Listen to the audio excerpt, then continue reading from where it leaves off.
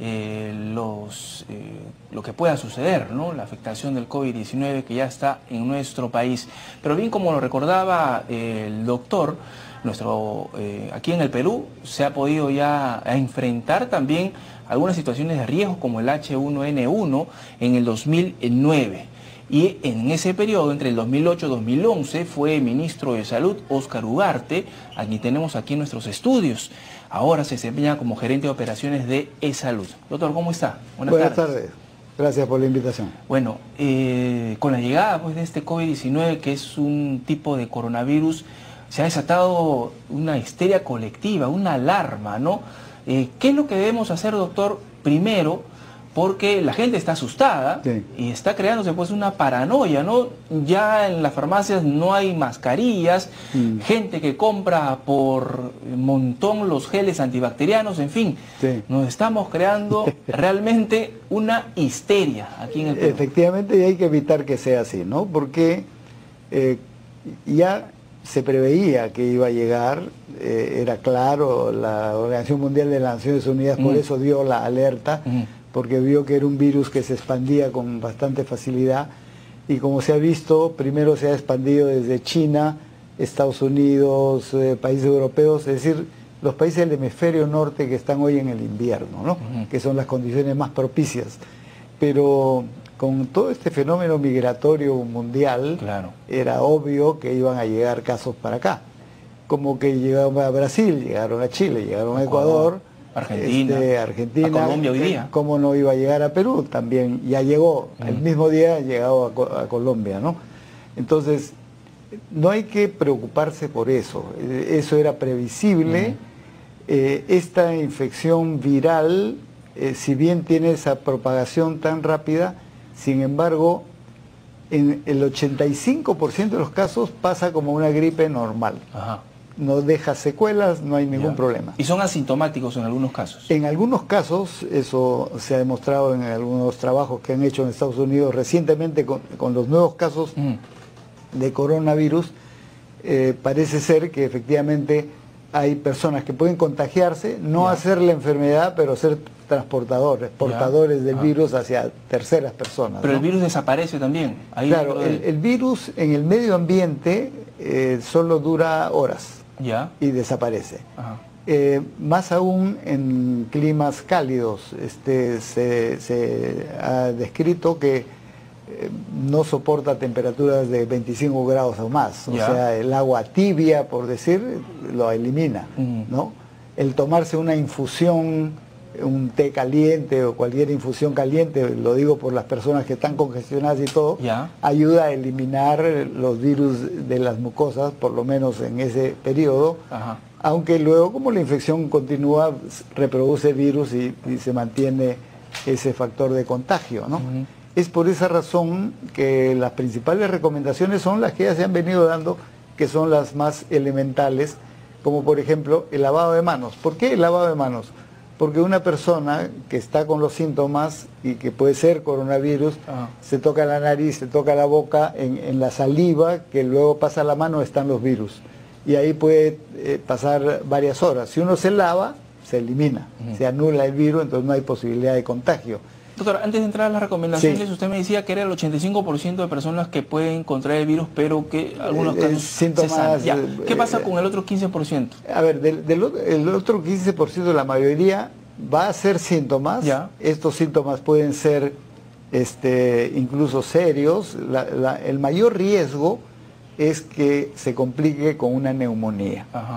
Eso puede suceder, estas complicaciones o cuadros un poco más intensos en ese 15%, pero que lleguen a una situación grave, la estadística lo que está mostrando en el caso de China y los otros países, solo el 3% llega a deceso. O sea, ¿Y qué segmentos son ellos mayoritariamente? Personas adultas, adultas se dice, ¿no? Sí, porque en general se considera que personas... adultas mayores. Adultas mayores. En general se considera que las personas más vulnerables, digamos, son siempre niños pequeños, gestantes, adultos mayores, personas que tienen enfermedades crónicas, Pero en este caso en particular no está atacando tanto niños ni gestantes. Es la observación que se viene haciendo. ¿Y por qué? ¿No se ha todavía determinado ello? No se sabe, pero yo creo que por precaución aquí hay que cubrir a toda esta población de riesgo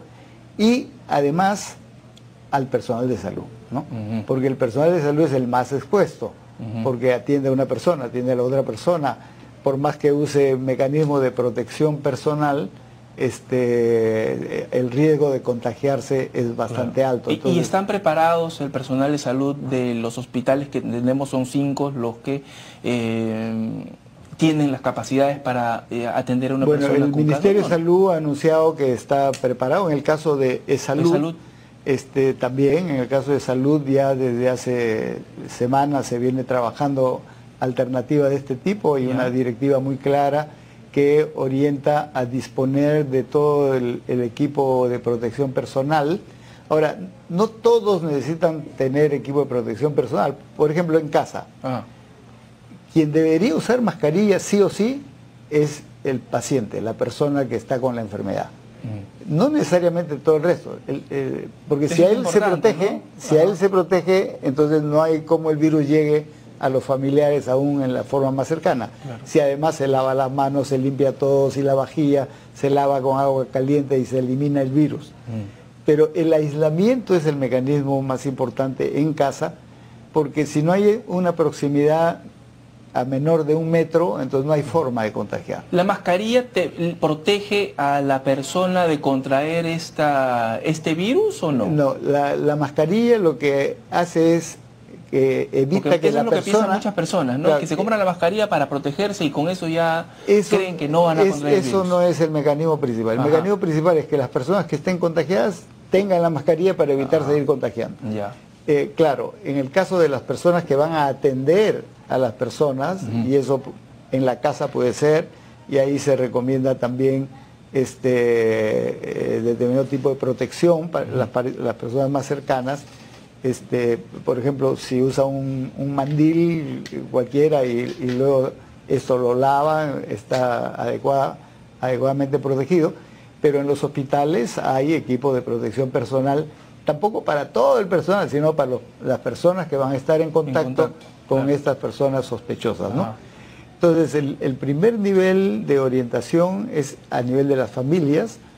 Las familias deben aislar a las personas con estos síntomas, pero deben notificar. En el caso de salud es el número 411-8000, opción 10, para decir, miren, hay una persona, mi papá, mi mamá o quien fuere, que tiene estos síntomas, lo tenemos aislado en casa, díganos qué más podemos hacer.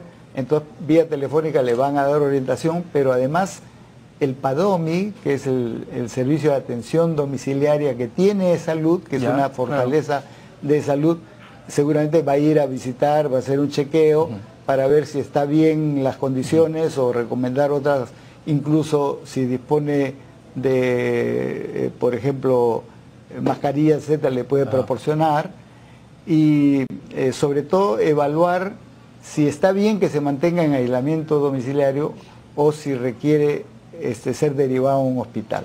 Entonces, ¿cuáles son los casos que debieran ser derivados para evaluar en el hospital? Los que hemos dicho que tienen mayor riesgo, sobre todo adultos mayores y con enfermedades crónicas, o personas que no tienen ese nivel de riesgo, que están ya con todos los síntomas, pero que pasa 3, 4 días y no baja la fiebre, empieza la tos, se intensifica, duele la costillas, el tórax, dificultad para respirar. Ahí sí es mejor que sea evaluado, ¿no? Doctor, ¿cuál es el procedimiento que en estos momentos tienen que hacer las autoridades de salud con esta persona que ha llegado de Europa, ha estado en Francia, en República Checa me parece, y también en España? Ahora, él ha estado en un avión y ha tenido contacto con su familia también. Seguramente. Entonces, ahí el protocolo establece 2 cosas. Uno, con él, es aislarlo y garantizar que no contagia más, y que evolucione favorablemente hasta 8 o 10 días, desaparece la enfermedad y se le da de alta. Que puede ser porque tiene 25 años además, ¿no? Normal. Pero el Ministerio de Salud debe estar haciendo ya un rastreo y seguimiento qué personas viajaron en el mismo vuelo o estuvieron cercanos a él, cuando llegó, fue a su casa, quiénes han estado en contacto, cuando fue a la clínica, a donde hicieron este diagnóstico presuntivo, con quiénes alternó.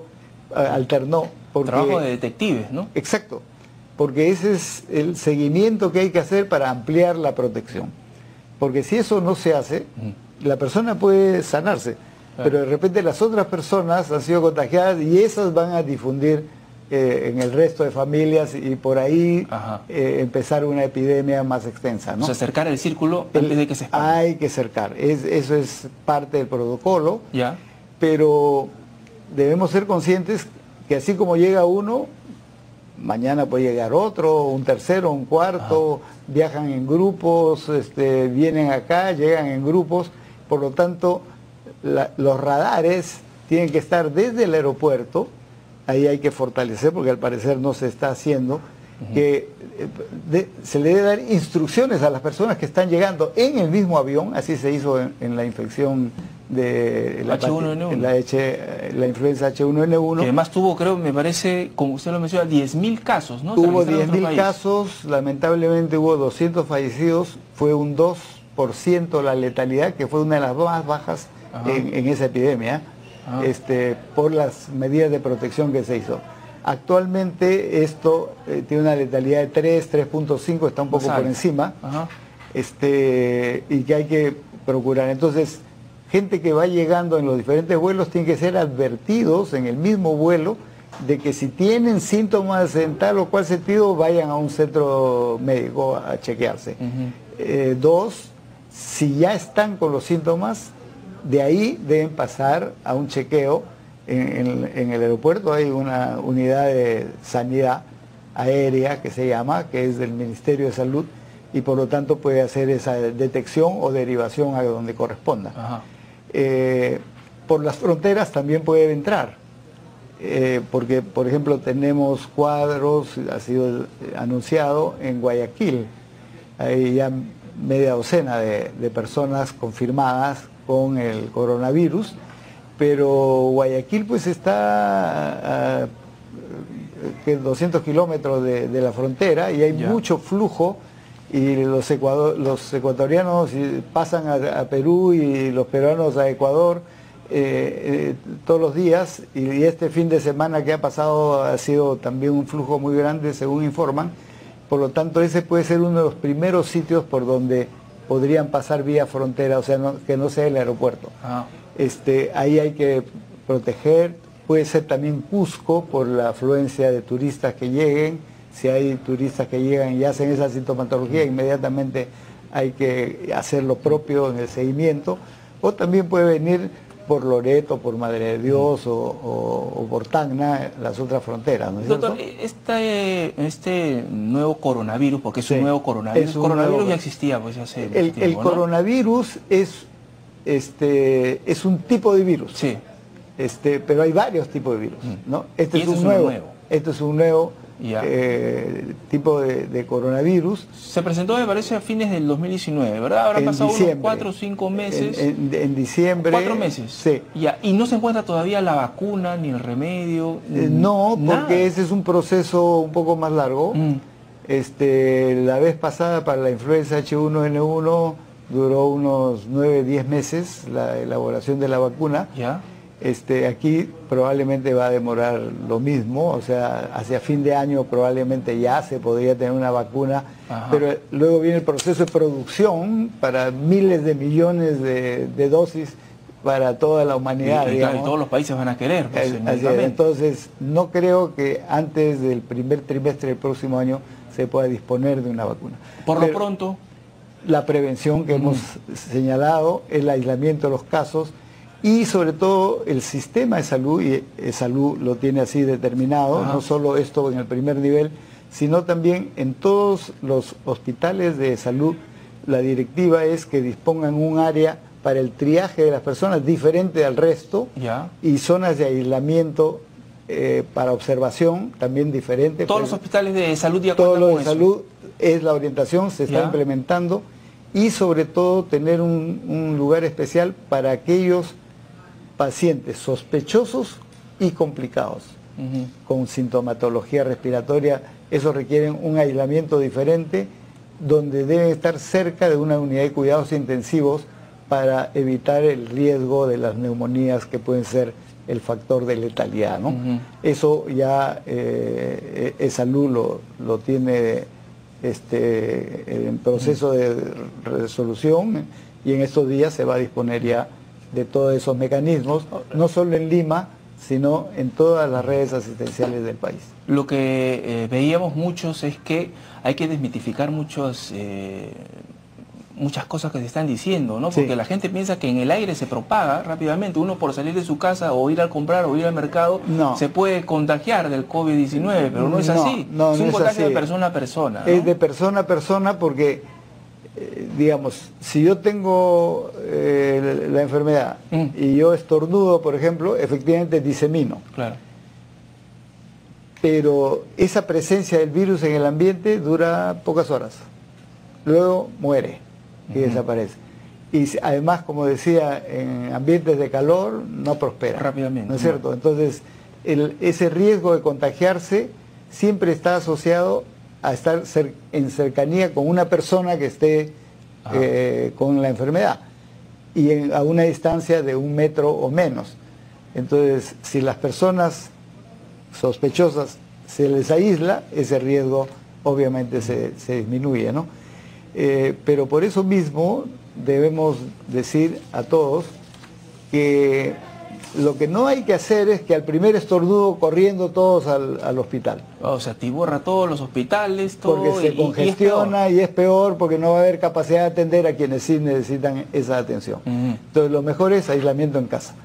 Dejar que los casos que sí tengan esa importancia puedan llegar a los... ¿Y el gel antibacteriano funciona? Sí funciona. ¿Puede reemplazarse, digamos, si no lo tiene, lavarse las manos con jabón también? Exactamente, porque tiene alcohol y componentes antisépticos, que aunque uno no disponga en ese momento de agua y jabón, el gel lo reemplaza. Pero si uno se lava con agua y jabón y además usa el antiséptico, mejor todavía. Más protegido. Listo, doctor. Muchas gracias por toda esta información, sin duda valiosa para este tema que estamos abordando, y esperemos pues que se enfrente de la mejor manera. Muchas gracias, don Jorge. Gracias también. Bueno, TV Perú